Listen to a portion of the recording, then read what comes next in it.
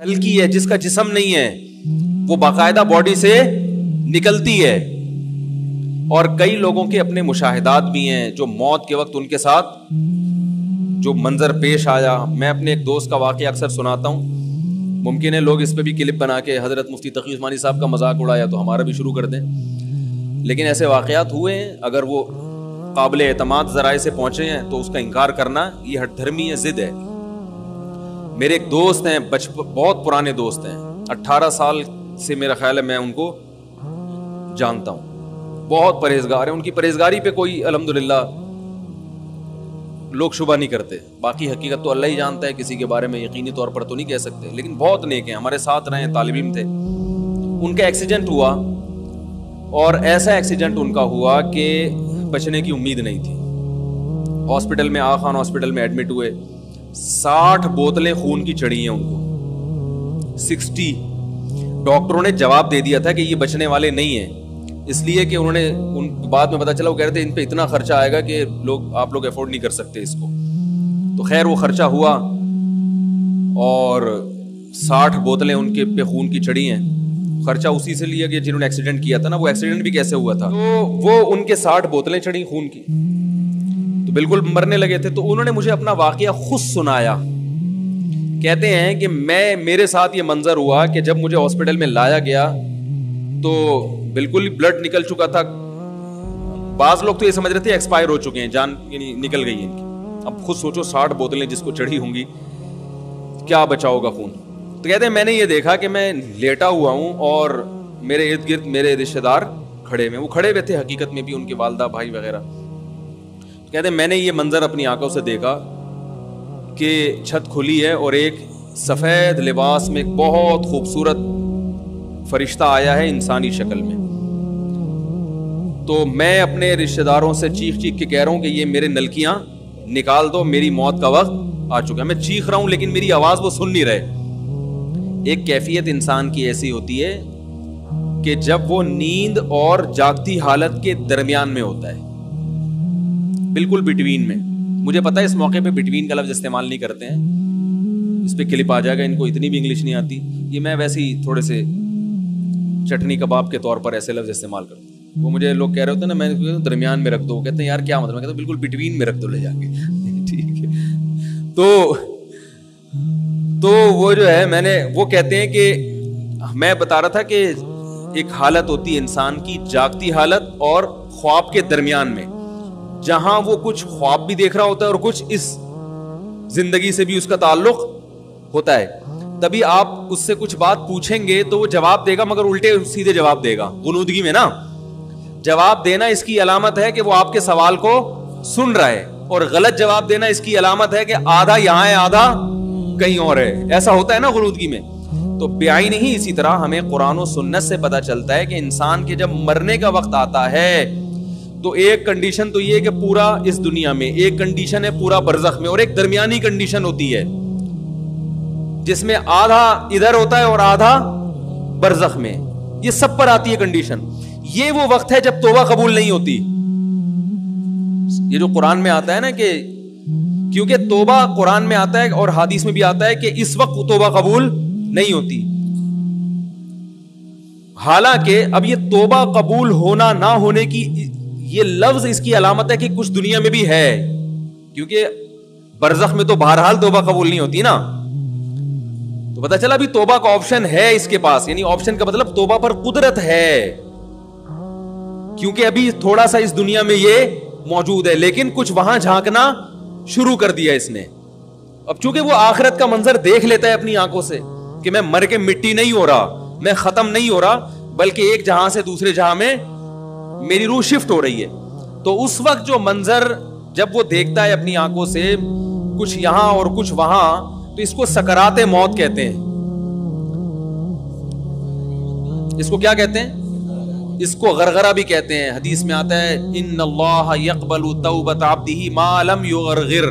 جب روح اٹکنے لگتی ہے نا اس وقت تک اللہ بندے کی توبہ قبول کرتے ہیں، اس وقت نہیں کرتے پھر، کیونکہ اب یہ ایمان غیب کا نہیں رہا، اب یہ دیکھ لیا انسان نے. اب وہ سارے اس کے دلائل جو ہے نا کہ میری عقل نہیں مانتی، مجھے اللہ نظر نہیں آتا، اور مجھے تو فرشتے نظر نہیں آتے، آج تک سائنسدانوں نے کوئی لیبارٹری میں فرشتہ دریافت کیوں نہیں کیا، یہ ساری اس کی بحثیں کیا ہو جاتی ہیں, یہاں ختم ہو جاتے ہیں, اللہ اس کو دکھا دیتے ہیں.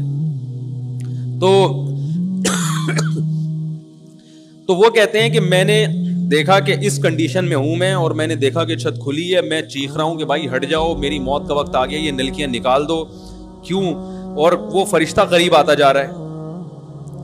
کہہ رہے وہ قریب آتے آتے آتے آتے اس میں خوشبوئیں, بڑا خوبصورت اس کا چہرہ, بڑا نورانی اس کا سفید لباس اس کا. تو کہہ رہے اب دیکھو دینداری ہے نا, تو ہر وقت اللہ کی رضا کی فکر کہ اس موقع پر کیا کرنا ہے. کہہ رہے میں سوچ رہا اس موقع پر نبی کی کیا سنت ہے. تو فوراً خیال آیا نبی صلی اللہ علیہ وسلم نے آخری عمل جو کیا تھا وہ مسواک کا کیا تھا. دیکھو اسلام میں صفائی کی کیا ویلیو ہے یار. دنیا سے جانے سے پہلے دانت صاف کر کے جا رہے ہیں بھائی. میں صفائی کی بات کر رہا تھا. تو انہوں نے کہا کہ کہتے ہیں میں نے کہا کہ بھائی فوراً کیا چاہیے, مسواک, تاکہ اب فرشتے کے یہاں تک پہنچنے سے پہلے میں کیا کر لوں, نبی صلی اللہ علیہ وسلم کی یہ سنت زندہ کر لو, مسواک کر لو. تو وہ کہہ رہے میں چیخ رہا ہوں, کوئی مجھے مسواک نہیں دے رہا. وہ فرشتہ آیا آیا آیا آتے آتے کہہ رہے میں اس کی ناک میری ناک کے بالکل قریب پہنچ گئی, بالکل ابھی ٹچ ہونے والی تھی کہ اس نے ایسے نیگیٹو میں سر ہلانا شروع کر دیا, نہیں ہوتے ہوتے ریورس ہو گیا, وہ چلا گیا. اور کہہ رہے میں ہوش میں آ گیا. یعنی ہوش کا مطلب میں میرے حواس مکمل کیا ہو گئے, بحال ہو گئے. تو اور یہ اور بھی بہت لوگوں کے ساتھ واقعات ہوئے ہیں. ہماری نانی اس طرح کا ایک واقعہ سنایا کرتی تھی. تو بہت لوگوں کے ساتھ ممکن ہے یہ دماغی تخیل ہو, عین ممکن ہے, لیکن ہمیں جو شریعت نے جو بتایا وہ بالکل اسی طرح بتایا کہ ایسا ہوتا ہے. ان کے ساتھ سچی مچی میں ہوا ہے یا ان کو دماغ میں خلل ہوا تھا یہ مجھے معلوم نہیں, لیکن یہ بھی تو ممکن ہے کہ یہ حقیقی واقعہ ہو, کیونکہ جب ایک چیز شریعت نے بتائی ہے کہ ایسا ہوتا ہے تو بھائی اگر کسی کے ساتھ ہو رہا ہے تو بلا وجہ اس کا انکار کرنے کی ضرورت نہیں ہے. جیسے شریعت نے بتایا قبر کا عذاب ہوتا ہے, بعض دفعہ وہ عذاب اللہ دنیا میں دکھا دیتے ہیں. اب اگر کوئی شخص کہہ رہا ہے میں نے اس عذاب کو اپنی آنکھوں سے دیکھا ہے, آپ اس کا مذاق اڑانا شروع کر دو, اور وہ آدمی بھی قابل اعتماد ہو, عین ممکن ہے وہ نہ دیکھا ہو, اس کا دماغی تخیل ہو, لیکن یہ بھی تو پاسبل ہے کہ دیکھا ہو. ہمارے ایک دوست نے ایک واقعہ سنایا تھا قبر کے عذاب کا, مجھے یقین نہیں تھا, میں نے کہا ایسا نہ ہو ان کے دماغ میں تخیل ہو. تو میں نے اس کی تصدیق کروائی, اس علاقے میں اس گاؤں میں, اور لوگوں کو کال کر کے پوچھی ایسا ہوا, انہوں نے کہا ایسا ہوا ہے. پھر مجھے یقین آیا. وہ قبر بار بار نہ اس کو نکال کے باہر پھینک دیتی تھی, بندے کو ڈالتے تھے قبر میں. اس نے بہت سے علماء شہید کروائے تھے نالائق نے. اس کا جرم یہ تھا کہ وہ مخبریاں کر کر کے نا علماء کو قتل کرواتا تھا. اس مخبر کے ساتھ ایسا ہوا اس گاؤں میں. جب اس کو دفنایا ہے تو چلیں اب بات آئی گئی ہے تو پورا واقعہ سنا دوں. تو وہ جنہوں نے دفنایا نا, وہ ان سے میرا بھی تعلق تھا, میرے بیان سنتے تھے. تو مجھے آ کے انہوں نے واقعہ سنایا کہ ایسا کوئی مخبر تھا جو علماء کو شہید کرواتا تھا مخبریاں کر کر کے. تو جب اس کو دفنایا, کہہ رہے ہیں اس کے والد میرے پاس آئے, ہم لوگ کے پاس آئے. انہوں نے کہا کہ بھائی میں جب صبح جاتا ہوں تو میرے بچے کی جو لاش ہے نا وہ قبر سے باہر پڑی ہوئی ہوتی ہے, تو میں بڑا پریشان ہوں, کیا کروں. تو ہم پھر دفن کرتے ہیں تو اچھا قبر بالکل صحیح ہوتی ہے اوپر سے, اور وہ بندہ باہر ہوتا ہے, وہ دوبارہ بند ہو جاتی ہے قبر. تو ہم بڑے پریشان ہیں, کیا کریں. یہ کوئی شخص شرارت کر رہا ہے, تو کہہ رہے ہیں, ہم نے کہا بھائی ہم تو نہیں کر رہے شرارت. کہا تو اگر دوسرا ہم شرارت کوئی کر بھی رہا ہوتا تو قبر کو خودی بھی تو ہونا. تو انہوں نے کہا, پھر یہ مشورہ انہوں نے ان کو دیا کہ تم ایسا کرو, لڑکا جو قتل ہوا, جو مرا تھا نا, جو قبر میں تھا, جس کی لاش باہر, نوجوان تھا, وہ بڑا مخبر آدمی تھا, وہاں کے گاؤں کے لوگوں نے بتایا.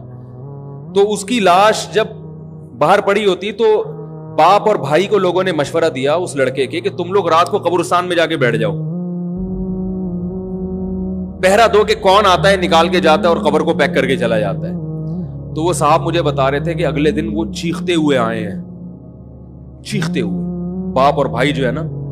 کہہ رہے ہم نے رات کو منظر دیکھا کہ پہلے ہمیں رات جب اندھیرا ہوا ہے نا تو قبر کے اندر سے چیخنے کی آواز آئی, اور ہمارے سامنے قبر کھلی ہے تو ہم نے اس لڑکے کو دیکھا کہ آگ جل رہی ہے اس کی لاش پہ, اور وہ ایسے ایسے اپنے سر کو پیٹ رہا ہے.